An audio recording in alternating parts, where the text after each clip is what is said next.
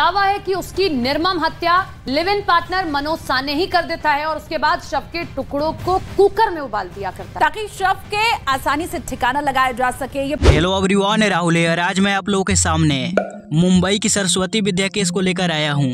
ये घटना है 7 जून 2023 की। महाराष्ट्र थाने के भयंदर क्षेत्र में बनी बहुमंजिला इमारत गीता आकाश द्वीप की 7वीं मंजिल पे स्थित एक फ्लैट J704 कमरे के पास रहने वाले आसपास की पड़ोसी असहनीय बदबू उनके लिए काफी ज्यादा मुश्किल हो रही थी। जब बदबू और भी ज्यादा हो गया, वहाँ रहने के लायक अब जगह नहीं रहा था, तो ये लोग पुलिस में कंप्लेन करना ही सही समझे। अब पुलिस जल्दी से इस फ्लैट पे आई और कमरे का दरवाजा खोलकर अंदर गए तो वहाँ की वाकया को देखकर पुलिस के रोंगटे खड़े हो गए, उनके होश उड़ गए, क्योंकि घर में एक महिला की 100 के टुकड़े पड़े थे। कुछ टुकड़े खून के साथ बाल्टियों में थे तो वहीं कुछ टुकड़े कुकर में रखकर उबाला गया था। पुलिस वाले सब ऐसे दर्दनाक दृश्य अपने पूरे करियर में कभी नहीं देखा था। अब यहाँ किसी को भी समझ नहीं आ रहा था कि आखिर हुआ क्या है। चारों तरफ अफरा तफरी का माहौल था, हर कोई अपना एक अलग अलग अनुमान लगा रहे थे, मगर ये मामला क्या था?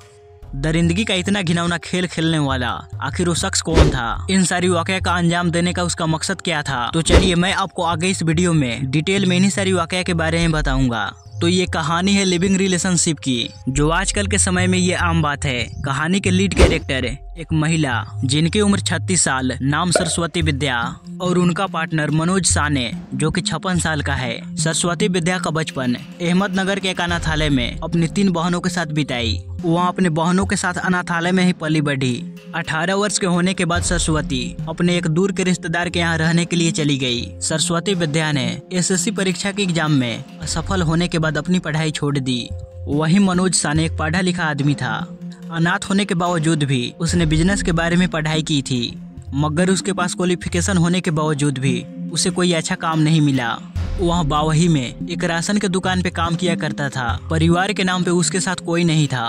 उसके चाचा मधुकर साने और कुछ चचेरे भाई बहन मुंबई के थाने इलाके में रहते थे और उनका मनोज से कोई रिश्ता नहीं था, यानी कि उसे कोई लेन देन नहीं था। घटना से 15 साल पहले बोरीवली के बावही नाका में एक राशन के दुकान पे मनोज साने और सरस्वती विद्या की पहली मुलाकात हुई थी। मनोज साने यहीं पे काम किया करता था। बातों ही बातों में सरस्वती को मालूम पड़ा कि मेरे तरह ही मनोज अहमदनगर से हैं, तो दोनों बहुत जल्द एक दोस्त बन गए। बाद में इन्हें मालूम पड़ा कि हम दोनों अनाथ हैं, तो ये दोनों एक दूसरे के लिए इनके दिल में जगह बन गई। इसी बीच आर्थिक स्थिति की वजह से परेशान सरस्वती को मनोज ने एक दुकान में सेल्स गर्ल की जॉब दिलवा दी, क्योंकि अब मनोज हर परेशानी के वक्त सरस्वती के साथ खड़ा रहता, तो सरस्वती को मनोज का साथ अच्छा लगने लगा। हर छोटी बड़ी प्रॉब्लम के लिए वह मनोज का साथ लेती और मनोज भी बेझिझक सरस्वती का मदद किया करता। आखिरकार सरस्वती विद्या ने अपने और मनोज के बीच 20 साल की उम्र के अंतर होने के बावजूद वह मनोज के साथ अपनी पूरी जिंदगी बिताने के लिए सोच ली। अब यहाँ से दोनों साथ में रहने के लिए मीरा रोड चले आए और यहीं गीता नगर में किराए के मकान में रहने लगे। ये दोनों अपने पड़ोसियों से ज्यादा बातचीत नहीं करते थे और नहीं ज्यादा कहीं पे आते जाते थे, मगर ये दोनों जिस तरह से एक दूसरे से बात करते थे, पड़ोसी सब इनकी बातचीत को देखकर उन्हें ऐसा लगता था कि मानो ये दोनों पति पत्नी हो। अब घटना के दिन यानी कि 7 जून 2023 को, यानी कि घटना वाले दिन पुलिस जब फ्लैट पे पहुंची, कमरे का दरवाजा खटखटाया तो अंदर से मनोज दरवाजे को खोला। यहाँ मनोज दरवाजे पे पुलिस को देखकर डर गया और अपनी जी जान लगा दी यहाँ से भागने में, मगर यहाँ मौजूद लोगों की मदद से पुलिस मनोज को अपने हिरासत में ले ली। सरस्वती की हत्या के बारे में जानने के बाद पुलिस ने जब मनोज को गिरफ्तार किया तो उसके चेहरे पर किसी भी चीज का ना ही डर था और ना ही गम। 56 साल के मनोज साने के द्वारा दिए गए बयान के मुताबिक उसने पुलिस को बताया कि मैं मनोज साने पिछले काफी सालों से मैं इस फ्लैट के अंदर रह रहा हूँ। सब कुछ सही चल रहा था। सरस्वती अपनी 10वीं क्लास की SSC एग्जाम की तैयारी के बारे में बात कर रही थी, तो मैं उसे 10वीं क्लास की मैथ पढ़ाया करता था।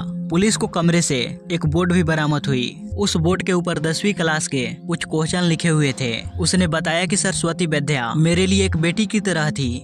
मैंने सरस्वती को नहीं मारा है, सरस्वती कीटनाशक खाकर मरी है। उसने बताया कि जब मैं 4 जून 2023 को घर आया तो देखा सरस्वती जमीन पे पड़ी हुई है। उसके मुंह से झाग निकल रहे थे। मैंने देखा तो उसकी सांस नहीं चल रही थी, वहाँ पूरी तरह से मर चुकी थी। मैंने पुलिस की गिरफ्त में न आने से बचने के लिए लाश को ठिकाने लगाने के बारे में सोचा, इसलिए मैंने सरस्वती के शरीर को टुकड़े टुकड़े कर दिए। सरस्वती के मौत के बारे में जानने के बाद सरस्वती के तीनों बहनों ने पुलिस में कांटेक्ट किया और अपना बयान देते हुए बताई कि मनोज और सरस्वती दोनों पति पत्नी थे। आज से 8 साल पहले मेरी बहन सरस्वती ने मनोज से एक मंदिर में शादी की। वह शांति के साथ बहुत ही हंसी खुशी से अपनी जिंदगी गुजार रही थी, लेकिन उम्र में काफी अंतर होने की वजह से उन्होंने अपनी शादी के बारे में किसी को नहीं बताया। दोनों की उम्र में 20 साल से भी ज्यादा का अंतर था, तो सरस्वती मनोज की पहचान लोगों से मामा के तौर पे कराती थी। अब सरस्वती के बहनों को दिए गए बयान की वजह से पुलिस अब मनोज से बहुत ही कड़े तरह से पूछताछ की, तो उसने शादी की बात को मानते हुए कहा कि सरस्वती बहुत ही शक्की किस्म की लड़की थी। उसे हमेशा लगता था कि मेरा किसी दूसरे से इश्क चल रहा है। इसी शक की वजह से हम दोनों के बीच हमेशा लड़ाइयाँ होती रहती थी। घटना के दिन भी इसी बात को लेकर हम दोनों के बीच लड़ाइयाँ हुई, मगर उस दिन मनोज अपने कंट्रोल से बाहर हो गया। वहाँ गुस्से में बाहर चला गया, जिस वजह से सरस्वती कीटनाशक खाकर अपनी जान दे दी। जिस समय ये घटना हुई उस समय मनोज घर पे नहीं था। जब वो वापस कमरे में आया तो सरस्वती को मारा पड़ा देख वहाँ काफी ज्यादा घबरा गया। उसे अब लगने लगा कि सरस्वती वैद्या की मौत के जुर्म में मुझे पुलिस पकड़ लेगी, इसलिए अब वह शव को छुपाने की कोशिश में लग गया। वहाँ पेट कटाई करने वाला मशीन से सरस्वती की शरीर को टुकड़ों में काटा। हिरासत में लेने के बाद कोर्ट में मनोज के वकीलों ने यह दावा किया कि वहाँ एक मानसिक मरीज है, उसे छोड़ दिया जाए ताकि वहाँ अपना इलाज करवा सके। जज साहब ने पुलिस को आदेश दिया कि मनोज का साइकोमेट्रिक्स टेस्ट करवाया जाए। झूठ और अपराध सूरज की तरह कभी नहीं छुपते और मनोज की सच्चाई बाहर आ गई। मनोज की रिपोर्ट आने के बाद जेजे हॉस्पिटल ने यह घोषित की कि मनोज मानसिक रूप से पूरी तरह से स्वस्थ है। मनोज को ऐसी मानसिक कोई भी बीमारी नहीं है। इस दौरान पुलिस को मनोज के फ्लैट से एक अजीब सी चीज मिली, जैसे कि हथौड़ा, टाइल कटर, एक चैन सॉन, मांस के साथ एक प्रेशर कुकर, मांस के पके हुए टुकड़ों के साथ 2 प्लास्टिक की बाल्टी, भुने हुए मांस के टुकड़ों के साथ एक पीतल का भगोना, मांस के टुकड़ों के साथ 2 स्टील का चम्मच, किचन में सरस्वती की बाल, बदबू को कम करने के लिए खुशबूदार तेल। इनमें से चेन सौ आगे चलकर बहुत बड़ा सबूत बन गया। जब पुलिस आसपास के लोगों से पूछताछ करते हुए एक दुकान कार्तिका इंटरप्राइजेज तक पहुंची, तो दुकान के मालिक ने बताया कि कुछ दिनों पहले मनोज चेन सौ की मरम्मत कराने के लिए यहाँ पे आया था। और जब पुलिस मनोज से पूछा कि इससे तुम क्या काम करते हो, तो इस पे उसने कोई जवाब नहीं दिया। अब पुलिस के हाथ पूरा पुख्ता सबूत लग गया था। उन्होंने मनोज को रिमांड पे लिया। तब जाकर मनोज ने अपना असली सच पुलिस के सामने उगला, और ये सारी वाकया जानकर मानो हर किसी को तो रूह सी कांप उठी।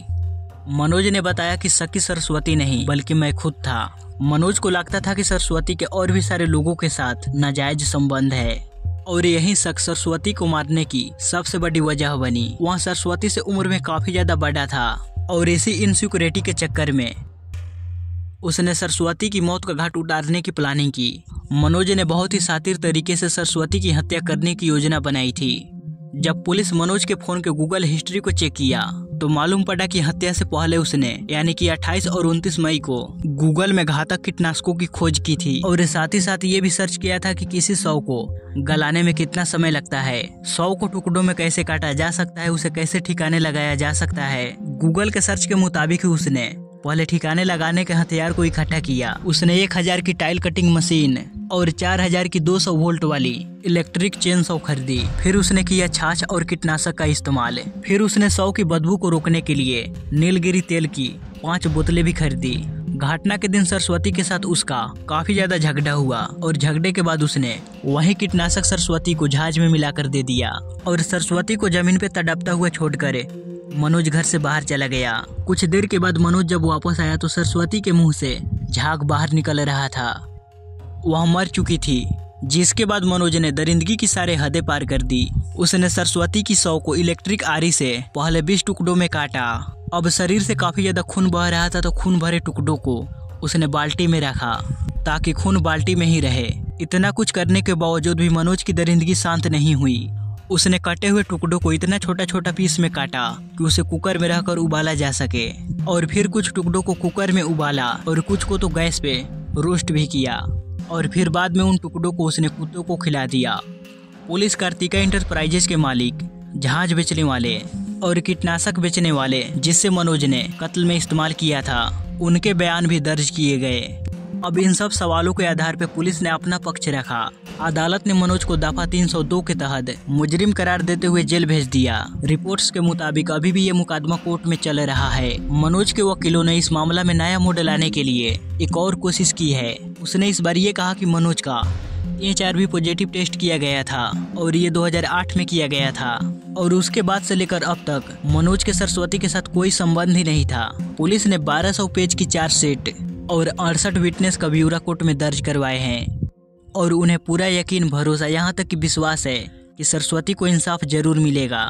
ये घटना हम लोगों को सोचने पे मजबूर कर देती है कि हम जिस इंसान के साथ अपनी पूरी जिंदगी गुजारने की कस्में खा लेते हैं, क्या वो एक समय पे ऐसा हैवान भी बन सकता है, और वो भी किसी और के साथ नहीं, उसी के साथ जो उसे प्यार करती है। हम लोग ऊपर वाले से हाथ जोड़कर प्रार्थना करते हैं कि वह सरस्वती की आत्मा को शांति दे और फिर ऐसी मौत किसी को भी ना मिले। गाइस, इस पूरी वीडियो पे आप लोगों की क्या राय है, कमेंट बॉक्स में बताना ना भूलें। अगर आपको हमारी ये मेहनत पसंद आई हो तो इस वीडियो को लाइक करते हुए शेयर जरूर करना यार। मिलते हैं अगली किसी और वीडियो में।